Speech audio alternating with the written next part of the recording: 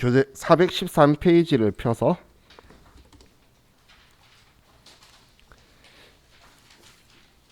이제 거래처 등록 부분을 볼게요.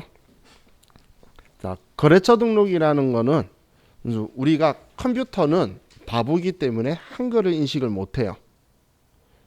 그럼 이제 코드 번호를 가지고 인식을 하는데 한글은 우리가 식별하기 위한 거예요. 뭐 현대전자다, LG전자다, 이건 우리가 인식하기 위한 거고, 컴퓨터는 코드 번호를 가지고 인식하기 때문에 컴퓨터한테 우리가 이 거래처에 외상으로 물건 팔았다, 아니면 이 거래처에 물건 판 거다, 받을 돈이 있다, 이런 것들은 이제 컴퓨터의 번호를 가지고 선택을 하는 방식으로 쓸 건데, 우리 일상생활에 그 세금 계산서 발행해 주세요라고 하면 거래 상대 그 사람이 사업자 등록증 보내주세요, 그렇게 이야기하죠. 그럼 사업자 등록증 받았을 때에 그걸 보고 제일 먼저 하는 작업이 이렇게 거래처를 등록하는 거예요. 그럼 여기 거래처에서도 우리가 물건 판매할 때 주로 쓰는 거래처가 있고, 물건을 구입할 때 주로 있는 거래처가 있고, 그리고 사고 팔고 다 하는 거래처가 있다는 거예요.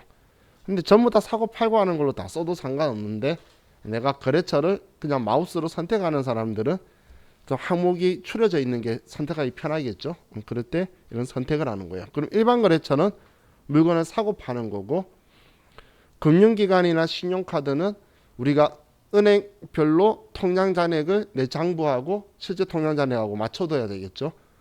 그래야지 내가 장부에 쓰는 데에 유의미한 결과가 있을 거예요. 그럼 돈이 나가고 들어간 걸 통장별로 관리하기 위해서는 통장도 거래처로 등록을 해서 내가 관리를 해야 되는 거고, 카드도 우리가 매출 카드사라 적혀 있는 건 우리 회사가 카드 단말기가 있고 물건 팔면서 카드로 결제를 받은 거예요. 그럼 그날 돈 안 들어오죠. 카드사 승인이 나야 돈이 들어올 거예요. 그러면 어디 카드사에서 돈이 들어올 거다라고 정리를 해두면 나중에 들어왔을 때 그게 금액이 맞는지 확인이 되겠죠. 그리고 우리 회사가 법인카드라고 흔히 말하는 신용카드가 있어요. 그거 결제했을 때 그날 돈 안 나가잖아. 그럼 카드값 결제 날이 되었을 때에 얼마가 나갈 거다라고 장부에 정리된 거하고 일치해야지 우리가 예산 관리를 할 수가 있겠죠. 그때 매입카드사하고 이런 식으로 다 거래처에 등록해 놓고 쓴다라고 보시면 돼요. 자, 그럼 자, 거래처 등록하기 위해서는 자, 여기에 있는 이 메뉴로 들어갈 거예요. 여기 거래처 등록 있죠?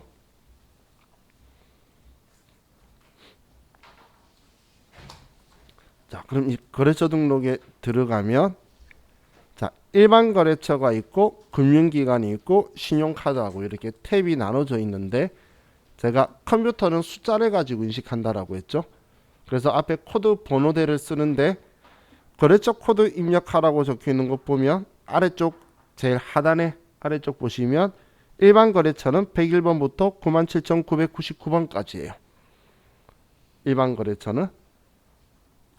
그리고 금융거래처는 2단 번호 98,000번부터 99,599번.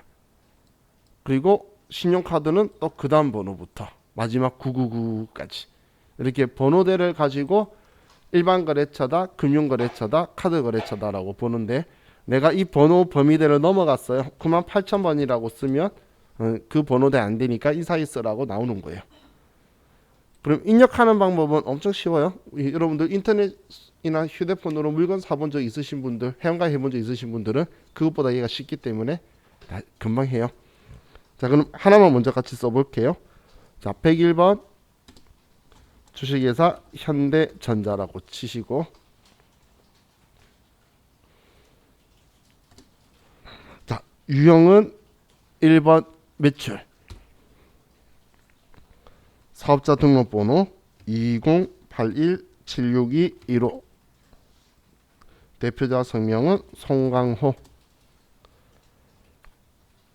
업태는 도매, 종목은 전자제품. 자, 주소는 봉오세로 184.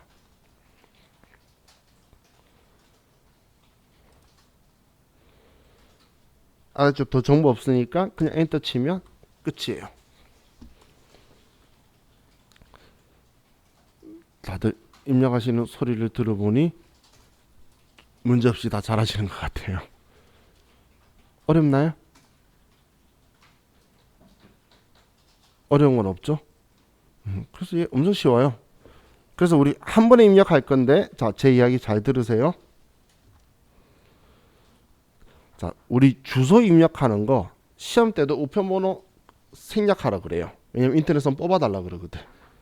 시험 때. 그렇기 때문에 그냥 보고 쓰는 거라서 의미 없어요. 우리 시험 수업 진도 나가는 데에 아무런 의미가 없기 때문에 그냥 얘는 쓰지 말고, 자, 얘 안 쓰는 거, 얘는 시간만 날려요. 그래서 코드 번호하고 얘네들 있죠. 이것만 입력을 하는데, 자, 입력할 때에 코드 번호가 중요해요. 왜 코드 번호가 중요하냐면 내용은 틀리면 수정이 되는데 코드 번호는 수정이 안 돼요. 통째로 지우고 휴지통 비우기하고 새로 만들어야 돼요. 그럼 일이 커지죠. 그렇기 때문에 코드 번호에 주의해서, 코드 번호는 실수하면 안 돼요. 시험 때도 실수하면 안 돼요.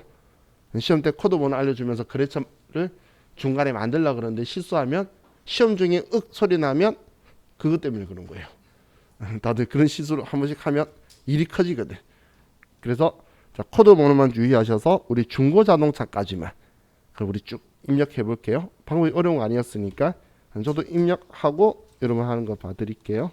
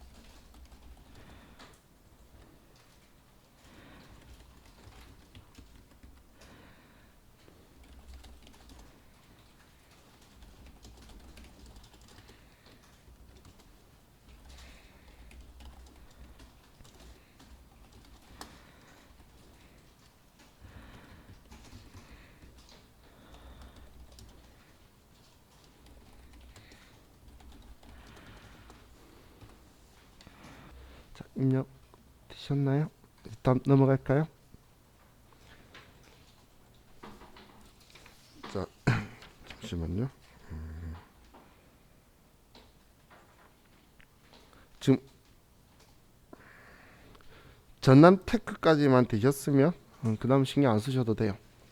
얘는 나중에 한번 쓸 일이 생기는데 그 외에는 쓸 일이 없어요. 자, 이제 우리 413페이지 아래쪽에 이제 금융기관이 있고 신용카드사가 있죠. 자, 혹시나 오해하실까봐 시험 때는 얘가 시험 문제 나와요. 3년짜리로. 근데 거래처 한 개 나와요. 한 개 나오기 때문에 이렇게 많이 입력하는 거 없으니까 막 급할 거다 생각하실 필요 없어요. 진짜 많이 나온 적이 한 번 있어요. 2개. 그 외에는 한 개니까 뭐 빨리 입력해야 한다는 생각할 필요 없죠. 실수만 안 하시면 돼요. 자, 그럼 이제 금융기관에서 먼저 우리은행 보이죠? 98000 우리은행 1번 보통예금이고 1000 999 1030 50. 자, 우리 다음부터는 이렇게 하이픈이 있으면 하이픈을 꺼주는 습관을 들이시는 게 좋아요. 카드 번호도 그렇고 계좌 번호도 그렇고 중간에 우리 하이픈이 있죠. 줄 끊는 거. 다음에 지금은 의미가 없지만 나중에는 끊는 습관을 들이세요. 미래에 안 껐다가 내가 못 찾아요. 그 번호 계열 잡을 때 2번째 단락, 3번째 단락으로 잡고 그 번호만 찍어요. 그러면 그 내가 단락 안 나눴다가 내가 거기 함정에 빠지게 돼요. 자, 다음 국민은행 98001 국민은행 당좌예금 8776. 뭐 실제 회사에서는 아래쪽 다 쓰겠지만 여기는 특별한 거 없기 때문에 그냥 뛰어넘는 거예요. 다음 98002 농협 정기예금 계좌번호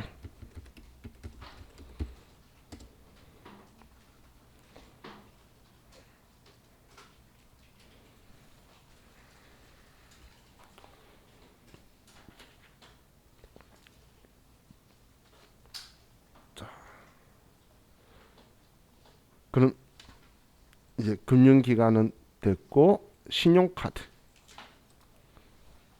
자 99600 우리카드고 얘는 매출거래처니까 가맹점 번호를 주고 있죠. 가맹점 번호를 쓰고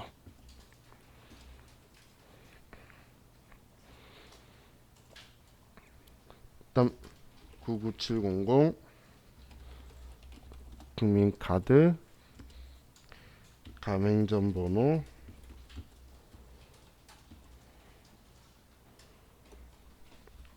다음 농협카드에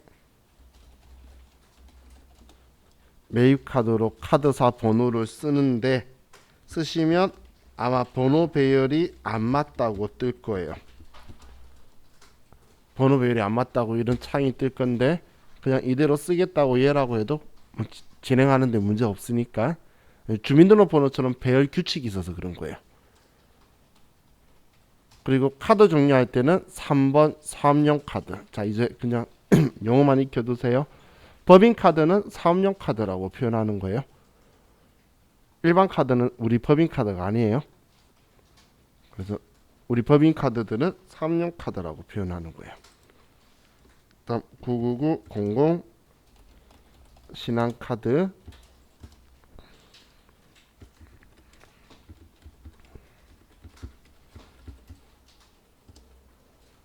이것도 입력하시겠습니까? 예라고 하고 사업용 카드다.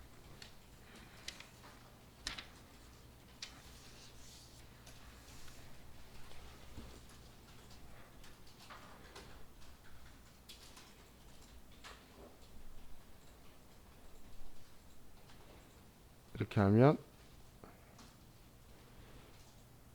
거래처 등록은 끝난 거예요. 거래처 등록은 크게 어려운 건 없죠. 그냥 보고 입력하는 거니까. 자, 이제 교재를 416페이지로 갑시다. 416페이지. 자, 이제 보려고 하는 메뉴는 계정 과목 및 적요 등록이라는 메뉴를 볼 거예요. 이 계정 과목이라는 건 우리가 장부에 기록하는 용어들이에요. 그리고 적요라는 거는 우리 부연 설명하기 위해서 인식하기 위해 쓰는 것도 있고 단축키로 우리가 불러오기 할 때에 이렇게 적은 것들은 불러오라 이런 명령어로 쓸 수도 있는 그런 기능키가 적용키예요. 자, 그럼 계정 과목 및 적용 등록을 먼저 들어가 볼게요.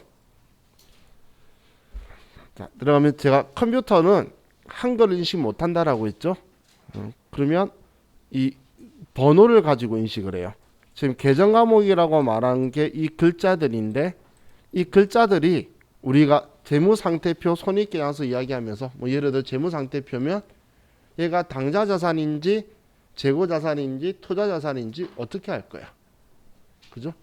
그래서 그 구분을 어떻게 짓고 있냐면 우리 좌측에 보시면 코드 번호의 범위대를 가지고 얘가 인지를 하고 있는 거예요. 101번부터 145번까지는 당좌자산이 있을 거다. 146번부터 175번은 재고자산이 있을 거다. 이런 식으로 번호대를 구분하고 있는 거예요. 그럼 이 번호대에 맞춰 가지고 우리가 써줘야지만 컴퓨터가 얘가 당좌자산인지 투자자산인지 이런 걸 인지할 수 있다는 거예요. 예를 들면 당좌자산에 여기에 보시면 만기 보유 증권이라는 글자가 있어요. 매도 가능 증권이나 만기 보유 증권. 얘는 지금 123번, 124번이니까 당좌자산이죠. 그런데 투자자산에 가도 매도 가능 증권과 만기 보유 증권이 있어요. 똑같은 글자죠. 그럼 우리가 봤을 땐 똑같은 글자인데 이 만기 보유 증권이라는 게 뭐냐면 만기까지 보유할 주식이라는 거예요. 주식이 아니죠. 채권이라는 거예요. 그럼 이 만기가 우리 유동 비유동 할 때 보고기간 종료로부터 1년 이내에 일어나면 유동, 유면 비유동이라고 그랬잖아. 근데 컴퓨터가 만기를 인식하고 AI처럼 하는 게 아니기 때문에 여러분이 그럼 181번의 투자자산 번호에 있는 얘를 선택하느냐 아니면 124번 당좌자산에 있는 얘를 선택하냐는 여러분이 해주는 거예요. 여러분이 장부에 처음 쓸 때에 얘를 당좌자산으로 분류해라 투자자산으로 분류해라. 그건 여러분이 해줘야 될 역할이라는 거예요. 그럼 이 두 개를 구분을 우리가 할 때 번호를 가지고 컴퓨터는 인식을 해서 얘네들을 쓰면 합계를 내어서 컴퓨터가 해줄 거예요. 근데 우리 재무상태표 할 때에 유동성 배열의 원칙을 쓴다라고 했죠. 그래서 제가 자산 쓸 때 당좌자산, 재고, 투자, 유형, 무형, 기타 비유동 이 순서대로 썼는데 제가 그거 쓰면서 이거 외우실 필요 없어요 라고 이런 표현을 썼어요. 그 이유가 지금 좌측에 보면 있는 순서가 그 순서죠. 당좌, 재고, 투자, 유형, 무형, 기타 비유동. 그 다음 유동 부채, 비유동 부채. 그 다음 자본금부터도 제가 적었던 그 순서 그대로죠. 이렇게 나와 있는데 이론 시험에 전에 다음 중 유동성 배열의 순서 유동성이 큰 항목부터 배열되어 있는 것은 얘네들이 보기로 나왔어요. 그러니까 4개씩 적어서 순서대로 적었대. 이걸 뒤죽박죽으로 해서 4개 보기 냈더라고. 그걸 틀리신 분을 봤을 때 마음이 아팠어요. 여기만 열어봤어도 얘가 제일 유동성이 크고 그 다음 순서가 있죠. 우리 이론 시험 볼 때 문제지는 내가 가지고 가고 컴퓨터 켜져 있고 USB 메모리만 제출하고 오는 거예요. 그럼 그 이론 문제 답안도 컴퓨터 화면에다 찍는 거고 이건 언제든지 열 수 있는 건데 그런데 이걸 못 찾았다는 건 얘 생각을 못 했다는 거죠. 그 다음부터 지금처럼 강조하고 있어요. 여기 순서대로 되어 있다고. 이런 시험에 나왔는데 그걸 못 찾았을 때 마음이 좀 안 좋았어요. 뻔히 보이잖아. 그죠? 자, 그럼 얘네들은 이제 코드 번호라고 하고 얘를 계정 과목이라고 하는데 그럼 이 계정 과목마다 얘가 어떤 것 때문에 생긴 거다라고 단축키처럼 불렀을 수 있는 적요들이 있다는 거예요. 근데 현금 적요가 있고 대체 적요가 있는데 현금 적요는 정말 우리가 입출금, 현금을 주고받는 거래에서만 쓰는 거예요. 입금전표, 출금전표라는 게 있는데 그때만 쓰는 게 현금 적요고 대체 적요는 현금 거래가 아니고 외상하거나 보통 예금 주고받거나 어음 주고받거나 현금 주고받는 거래가 아닌 거래를 대체 거래라고 해요. 그때 사용하는 적요가 대체 적요예요. 여기에서는 현금 적요, 대체 적요 두 개 다르다만 기억하시면 돼요. 나중에 점표 입력하면 얘가 뭔지를 다시 한 번 더 말씀드릴 거예요. 자, 그럼 여기에서 그럼 비용도 물건 만드는 데 들어간 거냐 물건 파는 데 들어간 거냐, 영업활동하고 관계없는데 수익이냐 비용이냐, 이것도 다 번호를 가지고 하고 있죠. 이 범위대 안에 쓰면 어떤 경비다라고 컴퓨터가 인지를 하는 거예요. 그럼 자, 우리 교재 416페이지에 보시면 제조원가 제조경비 코드 범위 내에서 피복비 계정을 추가로 등록하시오라고 적혀 있죠. 그럼 제조원가 제조경비 범위 내란 말은 지금 여기를 이야기하는 거예요. 제조원가. 그럼 501번부터 600번까지 사이를 이야기하는 거고, 근데 여기에서 여러분들이 화면을 조금만 더 내려보시면 사용자 설정 계정 과목이라는 것들이 보이죠. 이 사용자 설정 계정 과목이 빈칸이에요. 빈칸? 그럼 그냥 빈칸 범위 안에 지금 500번부터 맞죠? 501번부터 600번까지 사이 안에 얘를 그냥 만들라는 거잖아. 그럼 저는 그냥 539번, 37번에다 쓸게요. 아무 곳이나 사용자 설정 계정 과목 선택하시면 되고, 우측 여기를 클릭하시고, 여기. 그리고 여기에 피복비라고 치고, 그리고 5번 제조경비다 까지 쓰시면 얘는 끝이에요.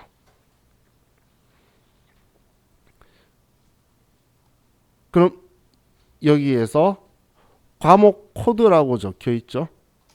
지금 우리 그 교재 답안지에 보면 피복비라고 과목 코드가 바뀌어져 있죠.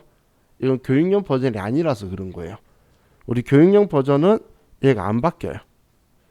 그래서 여러분들이 또 나중에 연습하다가 왜 저는 안 바뀌어요? 화면은 되어 있는데 뭐 수정해야 돼라고 고민하실까봐. 지금 얘 과목 코드는 안 바뀌는 게 정상인 거니까 신경 안 쓰셔도 돼요. 얘만 설정 정확하게 하시면 돼요. 자, 다음 우리 두 번째는 138번 전도금 계정을 소액현금 계정으로 수정 입력하시오. 그럼 138번 번호를 알려줬죠. 번호를 알려주면 그냥 자, 여기 아무 곳이나 번호를 클릭해 보세요. 아무 곳이나 코드 번호 있는 곳에 클릭해서 138번이라고 치면 그 위치로 옮겨갈 거예요. 그냥 138번이라고 치면 그 위치로 넘어가죠. 그럼 이제 전도금으로 왔는데 오른쪽에 수정하려고 봤더니 얘가 클릭이 안 되죠. 오른쪽이. 자, 지금 여기에 코드 번호들을 보면 검정색이 있고 빨간색이 있는데, 빨간색은 가급적이면 수정하지 말라는 거예요. 그래서 지금 다른 곳 클릭해 보시면 전도금이 빨간색이라서 수정이 안 되는 거예요. 근데 시험에서 수정하라 그러면 시킨 대로 해야 될 거잖아. 그럼 전도금 클릭하시고, 자, 우리 키보드 왼쪽 아래에 있는, 오른쪽 말고 왼쪽 아래에 있는 컨트롤 키 있죠. 자, 전도금 커서 올려놓은 상태에서 왼쪽 아래에 있는 컨트롤을 누른 상태에서 F2번을 누르는 거예요. 컨트롤 누른 상태에서 F2번. 그러면 여기가 하얗게 바뀐 게 보이실 거예요. 그럼 지금 이제 수정할 수 있도록 진입이 되니까 이때 소액 현금이라고 계정 과목을 바꾸고,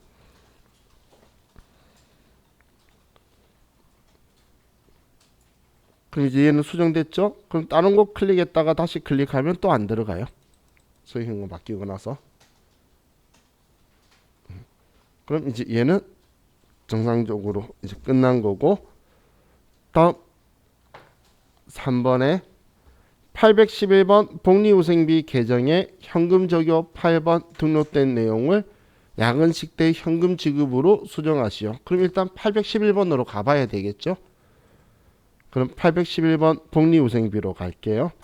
코드 번호 클릭해서 811번 치면 일단 복리후생비 쪽으로 왔고, 그리고 문제선 현금 적용 여기죠.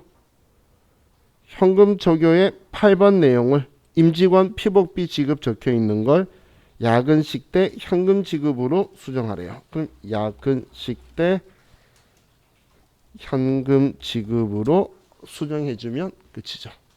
지금 얘 글자만 수정하라고 한 대로 수정한 거예요.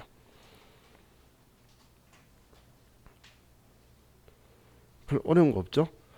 자, 이 아래 적여번호는 1, 2, 3, 4, 5, 6, 7, 8, 9 순서대로 써야 되는 게 아니라 내가 나중에 전표 입력할 때 쓸 단축 번호예요.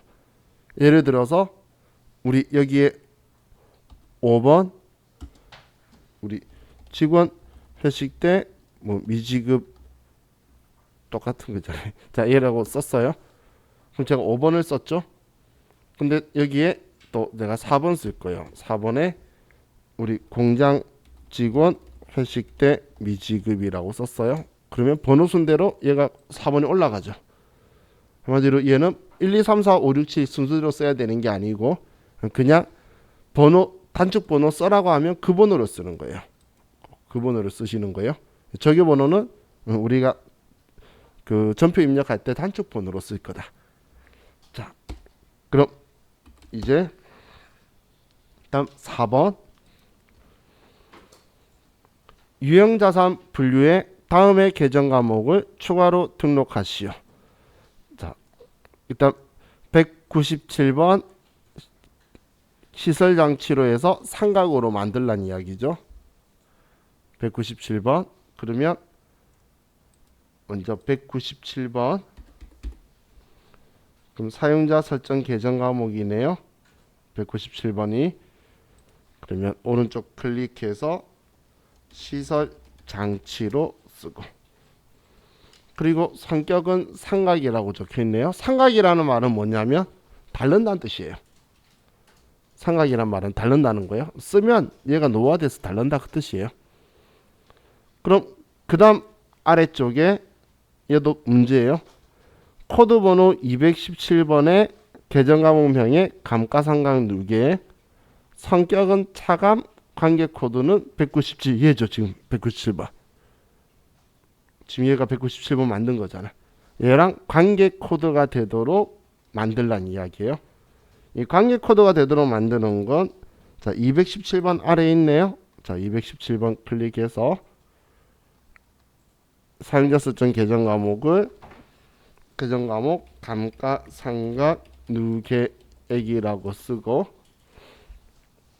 자 지금은 관계 코드가 비활성화되어 있는데 차감이라고 선택하면 관계 코드가 입력할 수 있도록 하얀색으로 바뀌어요.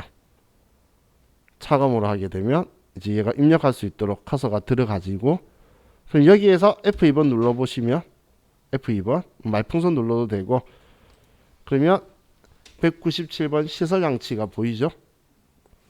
그럼 얘를 확인 선택해서 눌러주면 얘가 이제 관계 코드로 해서 여기에서도 217번 감가상각 누계액은 197번의 관계 코드의 차감 계정이다 라고 만들어지는 거예요. 별거 아니죠. 차감이라고 하고 관계 코드만 써주면 되는 거예요. 자, 이게 우리 계정 과목 및 적요 등록에 대해서 해본 거고 자 이제 419페이지에 재무상태표로 가볼게요.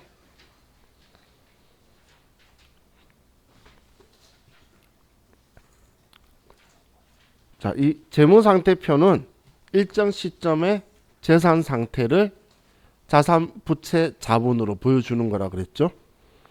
그럼 일정 시점 2020년 12월 31일 현재 그럼 지금 21년도인데 20년이니까 전기고 12월 31일이니까 기말 전기말 재무상태표네. 그죠? 그리고 이렇게 T계정처럼 써서 얘를 이렇게 T계정을 해서 왼쪽은 자산 오른쪽은 부채와 자본 그죠? 그리고 항상 자산의 총계와 부채와 자본의 총계는 일치하다라고 했어요. 이렇게 되어 있는데 자 지금 진한색으로 적혀 있는 거는 계정 과목이 아니고 분류 우리 유동자산 중에 당좌자산, 재고자산이니까 얘네들은 분류를 이야기한 거고 하얀색으로 연한색 되어 있는 게 계정 과목인 거예요. 계정 과목. 그럼 자 지금 얘는 정기분인 거고 지금 우리는 여기서 정기분 재무제표 여기에서 전기분 재무상태표를 가면 우리 전기말 재무상태표 쓰면 되겠죠. 자, 여기로 클릭해서 들어가시고, 그럼 여기에서 좌측 왼쪽에는 자산들 쓰고 오른쪽 대변에는 부채와 자본을 쓸 거예요. 지금 그냥 우리 이걸 보고 왼쪽 거는 차변이 왼쪽에 쓰는 거고 오른쪽 부채 자본은 오른쪽인 대변 쪽에 쓰는 거예요. 그럼 이 연한 글씨들만 쓸 건데 이 연한 글씨만 쓰면은 이 코드 번호가 범위대가 되어 있기 때문에 컴퓨터에 합계가 자동으로 만들어지는 거예요. 그럼 뭔가 틀리면 이 합계가 틀렸을 때 그걸 찾아가면 되겠죠. 그럼 이제 얘 쓰는 방법을 볼 건데 먼저 현금이 550만 원 적혀 있는 거 찾으셨죠? 현금. 자, 그럼 이 현금을 여기에다가 쓰고 싶으면 코드가 있죠. 자, 쓰는 방법들을 알려드리는 거니까 자, 먼저 F2번 누르고 F2번 누르면 도움창이 뜬다라고 했죠. 근데 여기에서 그냥 현금이라고 한번 쳐보세요. 그러면 글자 중에 현금이라는 글자가 들어가 있는 계정 과목만 추려지게 돼요. 그죠? 그럼 여기에서 현금을 선택할 거면 현금을 쓰고 금액은 550만 원이다라고 쓰는 거예요. 자, 우리 금액 쓰는 것도 천천히 저와 같이 할게요. 자, 이번에는 F2번을 안 누르고 제일 많이 쓰는 방식인데, 자, 당좌 예금이면 F2번 누르지 말고 그냥 여기에다가 한글로 당좌라고 두 자를 치는 거예요. 그리고 엔터를 치면 F2번 눌렀던 것처럼 그 글자가 있는 것만 나오죠. 그래서 일반적으로 제일 많이 쓰시는 방법이에요. 그리고 자, 금액을 쓰는데 자, 2,500만 원이죠. 그럼 숫자 25만 치는 거예요. 25. 자, 제가 우리 숫자 키패드를 주로 쓰라고 했는데, 자, 우리나라도 그렇고 웬만한 국가는 아라비아 숫자를 쓰고 1000 단위의 컴마를 찍어요. 그렇기 때문에 자, 우리 키보드 숫자 키패드의 엔터 키가 큰데 그 위에 그다음 큰 게 플러스 키죠. 플러스 키를 2번 눌러 보시면 공이 3개가 붙을 거예요. 그죠? 제가 왜 오른쪽에서 계속 처리하자라고 말하는지 알겠죠? 이 기능도 전 세계 회계 프로그램 다 똑같은 기능이에요. 우리나라 것만이 아니고. 그럼 플러스 키를 누르면 공이 3개 붙는다고 보시면 돼요. 그리고 엔터 치면 되겠죠. 자, 다음 보통 예금. 자, 다음 또 한 가지 쓰는 방법이 여러분들이 이제 자주 입력하고 연습하다 보면 코드 번호를 외우게 되는 게 있어요. 거의 대다수 분들이 아시는 계정 과목이 코드가 현금이더라고. 현금은 나중에 다 기억하더라고요. 얘가 101번 제일 빠르니까.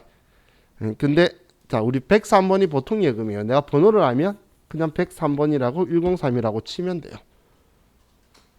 내가 아는 번호면 이게 제일 빠르죠. 그리고 금액은 18 플러스라고 치면 되겠죠. 자, 그럼 이제 보통 예금까지 왔는데, 이 아래 외상 매출금이라는 애는 위치가 다른 줄에 적혀 있네. 외상 매출금은 다른 줄에 적혀 있죠. 얘는 자, 이런 거예요. 외상 매출금이라는 애는 얘가 지금 외상으로 매출한 돈이 2,580만 원인데 대손 충당금이라는 얘는 못 받을 것 같다는 거예요. 이 돈만큼. 그래서 이 돈만큼 받을 게 있는데 이만큼 못 받을 것 같아요 라고 하면 컴퓨터는 이 금액으로 인식하는 거예요. 이 금액으로 보여주고 싶은 건데 이 금액으로 보여주는 게 아니라 실제 못 받은 건 아니라서 이 금액인데 이 금액 못 받을 것 같아. 이 두 개를 입력해 주는 거예요. 얘는 자, 보시면 내가 계정과목 및 적용 등록에서 외상 매출금이 있죠. 얘가 108번이에요. 그러니까 대손 충당금이란 애가 방 못 받을 것 같아요. 줄여주는 성격인 차감으로 해서 얘하고 짝지가 있는 거예요. 차감 계정은 자, 꼭 기억하셔야 돼요. 차감 계정이라고 줄여주는 건 자기 짝지가 꼭 있어요. 그럼 지금 글자 보시면 외상 매출금도 대손 충당금이 있고 받을 엄도 대손 충당금이 있잖아. 그럼 자, 이건 화면 보시면 내가 대손 충당금이라고 하면 대손 충당금이 엄청 많다는 거예요. 그러면 자기 짝지에 맞춰서 꼭 써야 되는 계정 과목이에요. K랩의 장점 중에 한 개가 오른쪽 참고에 짝지가 보여요. 우리 도전 프로그램은 안 보여서 본 계정 과목 번호를 보고 관습적으로 다음 번호라서 다음 번호를 써요. 얘는 오른쪽에 짝지가 보여요. 그럼 외상 매출금하고 짝지인 거 쓸 거면 외상 매출금의 대손 충당금, 받을 엄 거면 받을 엄의 대손 충당금, 미수금이면 미수금 거, 이런 식으로 자기 짝지를 꼭 선택해야 된다는 거예요. 이해가시죠?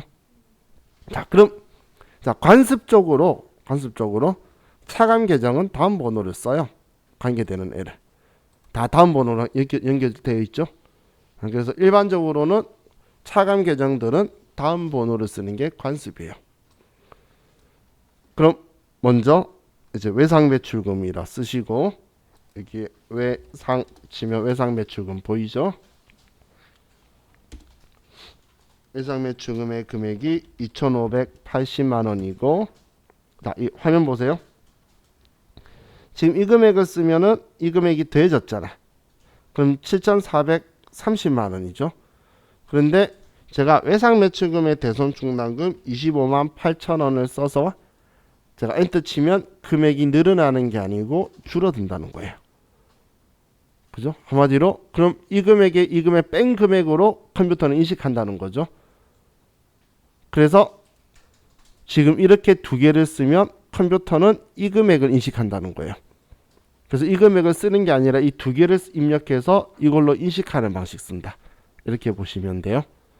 그럼 받을 엄도 3천만 원에 받을 엄의 대손 충당금 30만 원 이렇게 써야 되겠죠. 받을 엄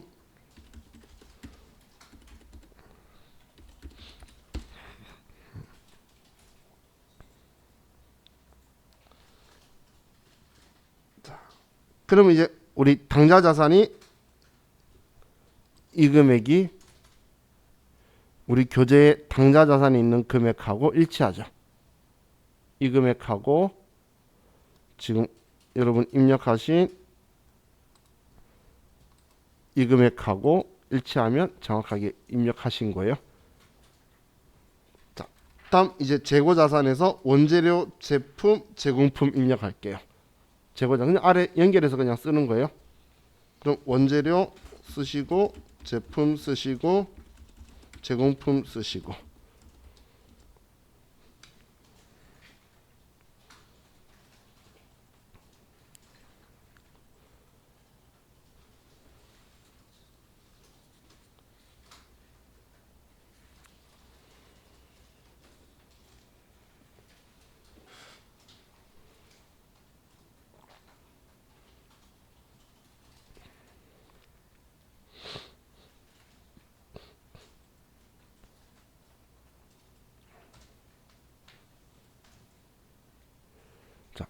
그럼 다음 장기 대여금이라고 투자 자산이 있죠.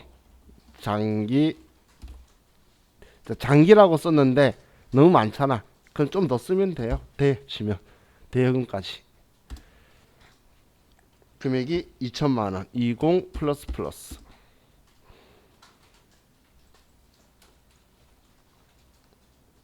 자, 다음 토지 3억 원이죠. 300 플러스. 자, 이거 하시면서 자, 우리 회계는 산수는 못해도 돼요. 수학은 더더욱 필요 없어요. 저도 수학 못해요. 근데 금액이 1,000만 원이다, 1억이다, 10억이다, 100만 원이다. 이건 구분 정확하게 하셔야 돼요. 그건 틀리면 이쪽 일을 하면 안 돼요. 그는 큰 사건이 일어나는 거예요. 근데 1 더하기 1은 제 같은 경우는 1 더하기 1도 계산기 쓰는 스타일이에요. 계산기 쓰면 내 시험 때도 가져갈 수 있고 일상생활을 쓰는 거예요. 그래서 더하기 빼기를 못하는 건 상관없는데 내가 돈 자리 구분 단위는 실수 없이 쓰셔야 돼요. 그래서 그거 하기 제일 편한 게 컴마를 기준으로 보는 게 제일 편해요. 그럼 300까지만 생각하고 적어놓고 플러스 두 번 쓰는 게 훨씬 더 편하겠죠. 그래서 세 단위 끊어서 100만 원, 1000만 원, 억이다. 이 생각만 가지고 있으면 나머지는 쉽게 점점 풀려요. 그래서 이거 이제 지금 외우라는 게 아니고 눈으로 보시면서 이제 익숙해지셔야 된다는 거예요. 얘네들. 자, 그럼 이제 우리 토지까지 했는데 건물부터 또 왼쪽에 적혀 있죠. 위에 대손 충당금 때하고 같은 방식이에요. 이 건물 이야기예요. 건물이 2억 5천만 원인데 샀는데 지금까지 7,500만 원 달았다는 이야기예요. 그럼 이 금액에 샀는데 이 금액 달았다라고 쓰면 이 금액으로 인식한다는 거예요. 그럼 계정가물 및 적용 등록에도 보시면 우리 건물이 있고 202번인데 그 아래 감가상각 누계액이 202번의 차감 계정인 거고, 또 우리 다음 있는 게 기계장치면 기계장치가 있는데 기계장치의 차감 계정이 다음 번호죠. 이 말은 꼭 다음 번호 써야 된다는 거예요. 꼭 다음 번호를. 그럼 지금 우리 여기에서 보시면 감가상각 누계액 쓰실 때 아무거나 쓰는 게 아니고 처음에 건물 2억 5천 썼으면 그 다음에는 건물 거 써야 돼요. 그다음 기계장치 거 썼으면 기계장치 거 써야 되고, 자기 짝지 아닌 거 쓰시면 얘는 망가진 거예요. 우리 회사에 차도 없는데 차 감가상각 됐다고 쓰는 건 말도 안 되는 거잖아요. 그렇기 때문에 꼭 자기 짝지를 맞춰서 쓰시는 거예요. 자, 그럼 얘도 당연히 왼쪽만 쓰는 거예요. 왼쪽만. 이걸 쓰면 컴퓨터는 이 금액으로 인식한다는 거야. 자, 그럼 이제 얘 차변부터 마저 쓸게요. 그럼 건물 2억 5천, 건물의 상각누계, 기계장치,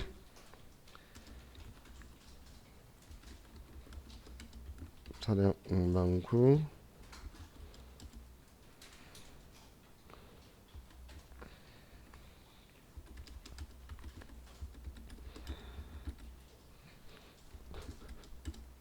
그리고 얘네들은 번호 순서 따질 필요 없어요.